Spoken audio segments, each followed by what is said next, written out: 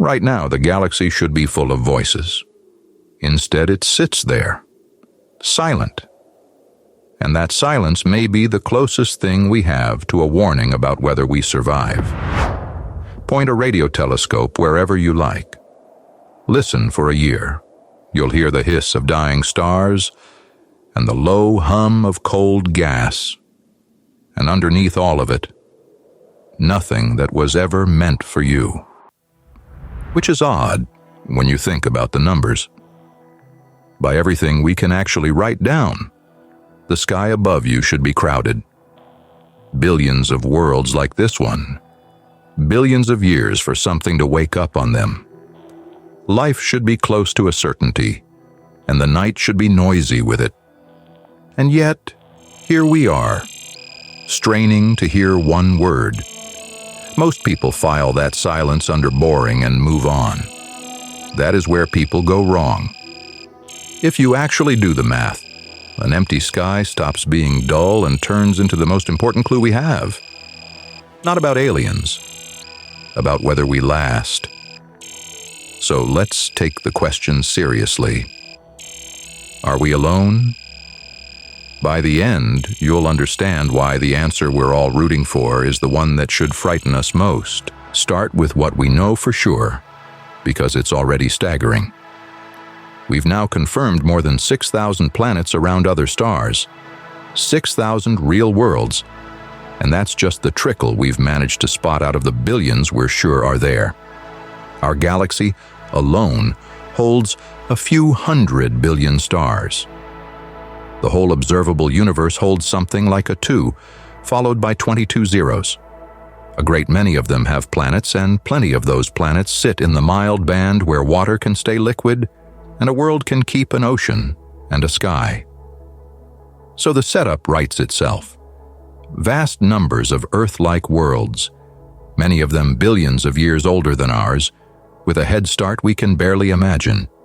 And you only need life to catch on a tiny fraction of them for the galaxy to be teeming.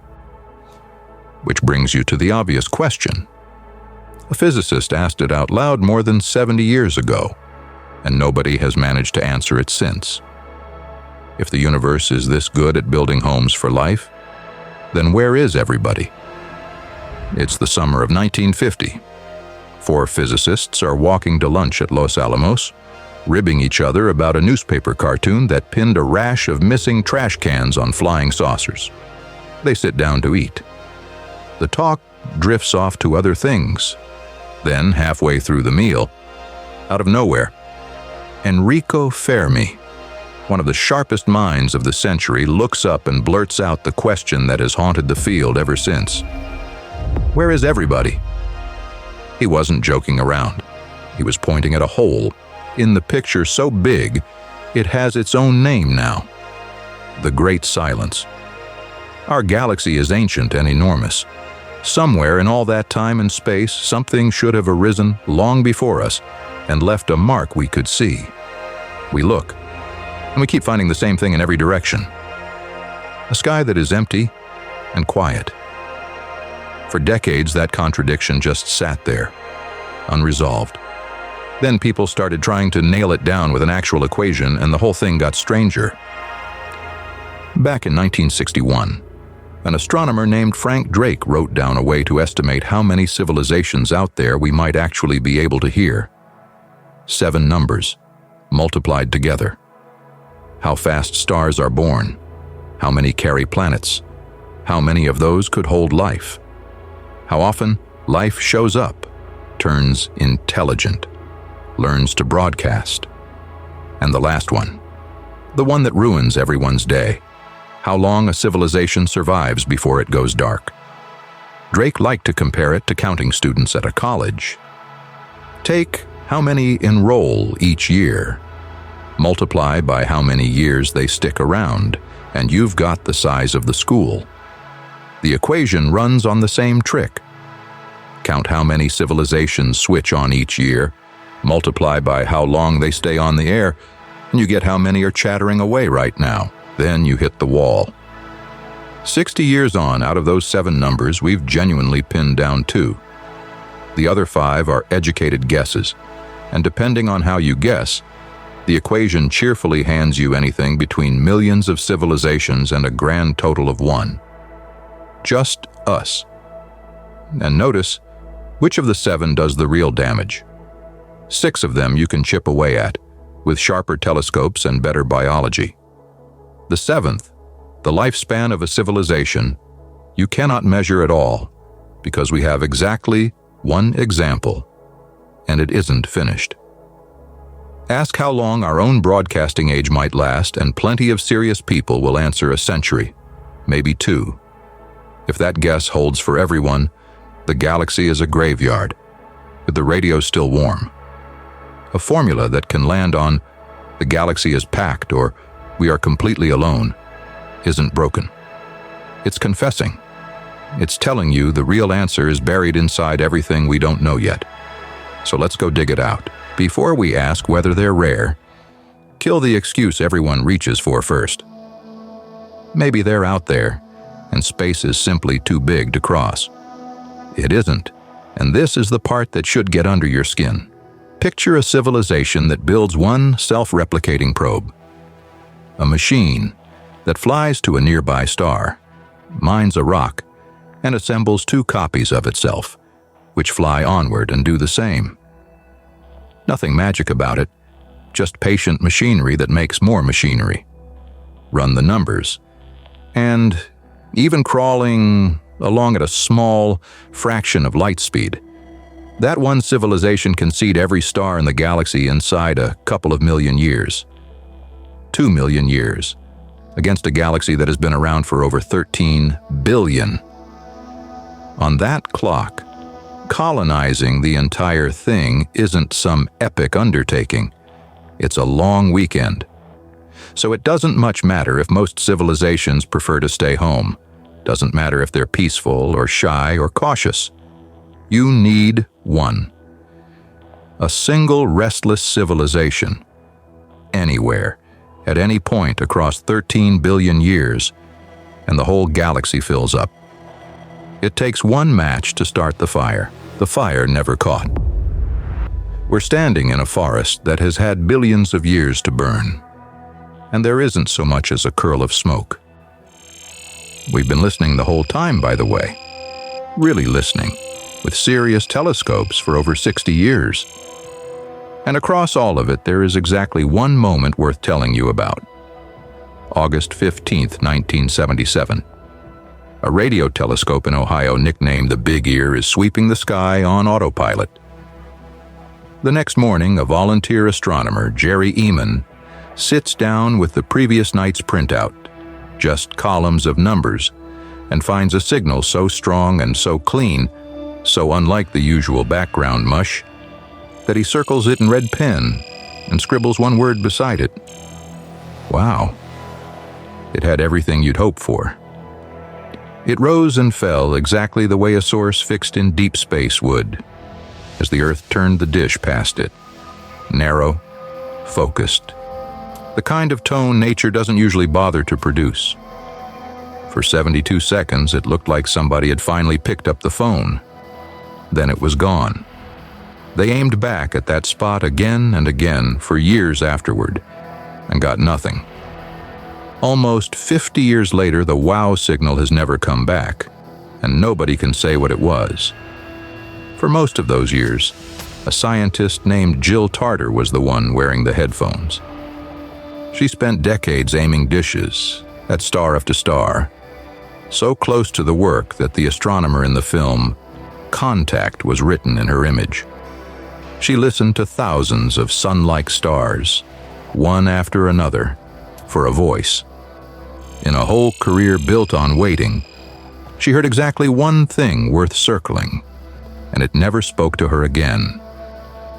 So that is the whole highlight reel. 6 decades of listening, and the best we have to show for it is 1 minute of something, followed by a silence that is never once broken. Maybe we're hunting for the wrong thing, though. Radio's quiet, sure. But a civilization far older than ours wouldn't be whispering into radios. It would be rebuilding stars. There's a rough way to rank how much power a civilization can wield. Ours runs on a single planet's worth of energy. One rung up, you harness your entire star, throwing swarms of collectors around it until you've wrapped the sun in a shell. A rung above that, you're feeding on a whole galaxy. Now here's why that helps us. A star swallowed by machinery doesn't just disappear. It keeps glowing, low in red, in the infrared, the way a warm object shows up in the dark. That's something we can go looking for. And we have. Astronomers have combed through hundreds of thousands of galaxies, scanning for the telltale heat of a civilization busy eating its own suns. Same story as everywhere else. A few weird cases, every one of them with a dull natural explanation. Nowhere a clear sign of anyone building on the scale that billions of years ought to make easy. So it isn't only that no one's calling. Across a sky stuffed with galaxies, no one seems to be home. Not even the giants. Fine. So maybe everyone's being quiet on purpose. People love this idea because it's the one that doesn't keep you up at night. Maybe the galaxy is packed with life and they've all agreed to lie low. Maybe we're a nature reserve nobody wants to disturb. Or maybe the universe works like a dark forest. Every civilization a hunter frozen in the black, staying silent because anyone who calls out just tells something bigger and hungrier exactly where to find them. Lovely story. It comes apart at the second you put weight on it. For hiding to explain a silence this total, it can't be most of them keeping quiet. It has to be every single one. Every civilization across billions of years, hiding flawlessly and never once slipping. Not a stray probe, not a leaked signal. Not one of them deciding the risk of expanding was worth taking. That's not a hiding place. That's the entire universe running a perfect conspiracy. Forever. And all it would take is one to spoil it. None ever did. And it doesn't rescue you to say they simply lost interest and turned inward, swapping the real stars for perfect worlds of their own making, shrinking into machines instead of spreading across the sky. Same trap. Out of every civilization that ever rose, across billions of years, you need just one that kept reaching outward, and that single one would light up the galaxy. 1,000 quiet neighbors can't cover for the one loud one who never showed, so hiding falls apart in every version we can build, which leaves us with something about ourselves we'd rather not say out loud. Because if the dark forest is real, if the smart move truly is to stay quiet and listen, then we have already broken the rule. Once, deliberately, at full volume. In 1974, to show off a freshly upgraded telescope, a team that included Frank Drake and Carl Sagan aimed the enormous Arecibo dish at a dense cluster of a few 100,000 stars and fired off a message. A little picture, written in ones and zeros. Our counting numbers, the chemistry of our DNA. A stick figure of a human being, the shape of the very dish that was shouting. A postcard from Earth, flung into the crowd, that said one thing. We are here. It won't reach that cluster for 25,000 years, and by then the stars will have drifted off the target. So as an actual phone call, it was mostly for show. The showing off is the whole point. A civilization barely a single lifetime into radio looked up at a silent, possibly dangerous sky and decided to scream into it. If anything is lurking out there in the trees, that might be the most reckless thing our species has ever done, and we did it to celebrate a construction project. But shouting only counts for anything if there's someone out there to hear it. And the coldest piece of math in this entire field says there may not be. In 2018, 3 researchers at Oxford went back to Drake's equation and tried something almost nobody had bothered with. Instead of dropping a single confident number into each blank, they used honest ranges, spanning many orders of magnitude, because that's genuinely how little we know about how life gets started. The result turned the whole question inside out. Feed in what we actually know rather than pretending to know more, and the most likely answer stops being a crowded galaxy full of shy neighbors. The most likely answer is that there's a real, substantial chance we are the only intelligent life in the entire observable universe. Not the only ones talking, the only ones at all. Suddenly, the paradox needs no clever escape hatch. No zoo, no dark forest, no galaxy-wide cover-up to explain away. The sky is silent for the most ordinary reason there is. There's simply nobody out there to make a sound. You'd think that settles it, on a sad but simple note. One lonely planet in a dead universe. Except being alone opens up a far worse question than being surrounded ever could. If life really is that hard to make, we have to ask precisely where the difficulty sat. And the answer to that decides whether we have any future at all. Here is the idea that pulls all of this together, and it's the one to hold on to. People call it the Great Filter. Somewhere between a dead rock and a civilization spread across the galaxy, there sits a wall. One step, or a run of steps, so wildly improbable that almost nothing gets through. That's the reason the sky is empty. The universe starts with countless dead worlds, and the filter is whatever grinds that huge number down to the silence we're staring at. Now the only question that really matters: where, along the road, is the wall? Because there are two options, and they could hardly feel more different. Either the Great Filter lies behind us, some brutal step we already somehow clawed our way past, or it's still out in front of us, waiting, and we've no good reason to believe we're special enough to survive it. One of those makes us the miracle. The other makes us next in line. Take the hopeful version first, that the filter is behind us. For that to hold, something back in our own history had to be almost impossibly hard. A step so unlikely that most worlds never manage it. There are candidates. Life getting going at all is one. In every lab, across every attempt to spark it out of raw chemistry, we've never once pulled it off. But look at what came next, because it's the loudest clue we've got. For the first 1.5 billion years, life on Earth was nothing but simple cells. Then, on a single occasion, 2 of them fused into something more complicated. The kind of cell everything you can see is built out of. That one step took somewhere near 1.8 billion years to happen. And, as far as anyone can tell, it happened exactly once in the entire run of the planet. Sit with what a delay like that implies. Close to 2 billion years of fumbling for one lucky roll of the dice. If that merger is the wall, the near impossible step, then we already climbed it, by a fluke so rare it may never have repeated anywhere else. That would be wonderful news. We'd be through the filter, with the future wide open in front of us. There's a reason this comforting version still doesn't let anyone sleep, and the hard cell might not even be the only wall behind us. Look closely at this planet, and it starts to seem less like an ordinary world and more like a lottery ticket that had to come up a winner several times running.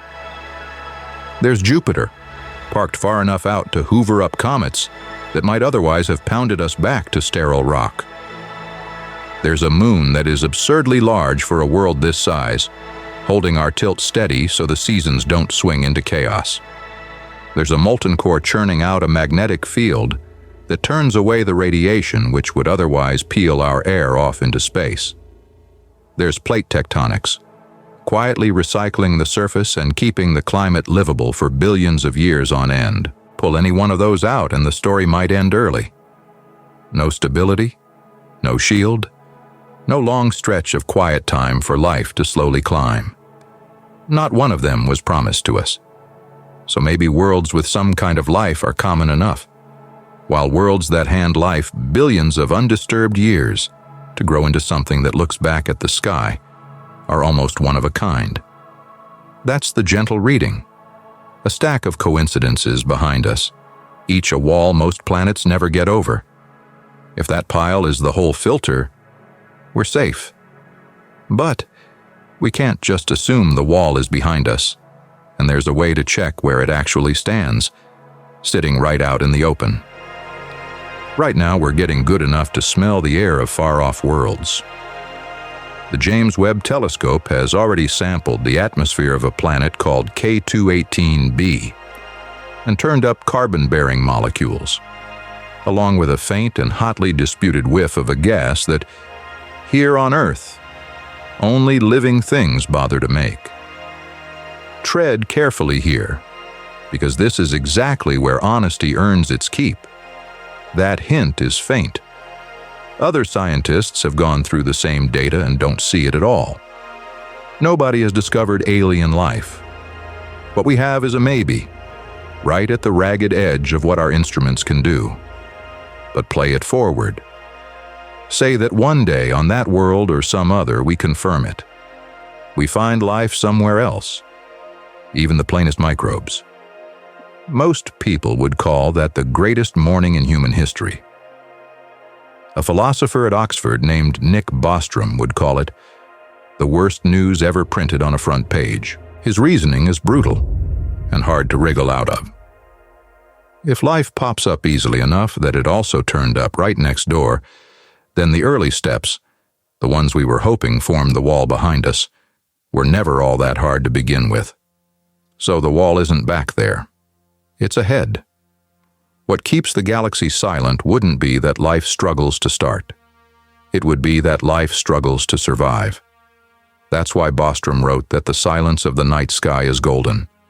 Every dead world we turn up is one more reason to pray the next one is dead too. So, what would a filter in front of us even look like? Not an asteroid. Those are too hit or miss. Some worlds would always dodge them. To keep a whole galaxy quiet, it has to be something almost every civilization builds for itself, right around the stage we're standing at now. And once you start listing candidates, they stop sounding like science fiction. A weapon powerful enough to finish everyone at once. An engineered plague that gets loose. A runaway machine intelligence chasing goals that were never ours. Some technology we haven't even dreamed up yet that turns out to be cheap to build and impossible to walk away from. The kind of thing a civilization discovers exactly once and never gets to discover anything again. Sit with the ugly version of that. Every item on that list is something we are building right now, this decade, on this one planet. The nuclear arsenals already exist. An engineered plague is a lab away. The machine minds are being switched on while you watch this. If the filter is ahead of us, we are not waiting around for it to arrive. We are assembling it by hand. That is what a filter ahead looks like. Not a rock falling out of the sky. A door that every clever species eventually opens, because they're curious and restless, the same way we are, and not one of them ever comes back through it. If that's the truth of it, the silence isn't loneliness at all. It's a warning, spelled out in the quiet of a billion graves. There's one last clue, and it might be the strangest of the lot. We seem to have shown up early. The universe is going to keep churning out stars for trillions of years yet. Ask when, across that whole staggering future, intelligent life is most likely to appear. And the answer comes back. Almost all of it. Long after now. By one careful model, well over 99% of advanced life should turn up after this moment, not before. Yet here we sit, right near the opening pages. That should make you suspicious. When you're one of the first to arrive somewhere that ought to get crowded later, it usually means one of two things. Maybe the party is only just starting and the loud spreading civilizations simply haven't reached our corner of the sky yet. By that same model, they might already control 40 to 50% of the universe's volume. Just not our little pocket of it. Not yet. Or maybe nobody ever gets to be early and old at the same time, because the late arrivals never actually arrive. Something stops them first. Either way, our loneliness comes with an expiry date. We're either waiting on company or living in the narrow window before the filter catches up with us too. So, are we alone? After everything, the honest answer is that we still don't know. But we've learned something sharper than a yes or a no. We've learned that the answer we'd cheer for might be the one that dooms us, and the lonely silence we dread might be the only reason we're still here to ask the question at all. Look up again at that silent sky. Every point of light up there is a door nobody has walked back through. Maybe the doors are just still shut, and one night the sky lights up with a signal, and we learn we were only early. Or maybe the doors open onto the same dead end every single time, and the quiet is the sound of everyone who came before us falling silent, one by one. We don't get to know which. Not yet. But here is the part that should keep you up tonight, in the best possible way. If the filter really is ahead of us, then it isn't fixed. It isn't fate. It's a choice, made by people who are alive right now, about how carefully we handle the fire we're only just learning to light. The dinosaurs never saw their asteroid coming. We can see ours. We can name every one of them. And that means maybe for the first time in the whole long history of life in this galaxy, a species could look the filter dead in the eye and decide not to walk through the door. So the silence isn't only a warning, it's an invitation. The universe is holding its breath, waiting to find out if anyone, anywhere, ever makes it through. We could be the ones who do. That's as far as this one goes, but the edge always moves. This is Aphelo. Subscribe, drop a like if it earned it, and your next one's on screen now. I'll meet you a little further out.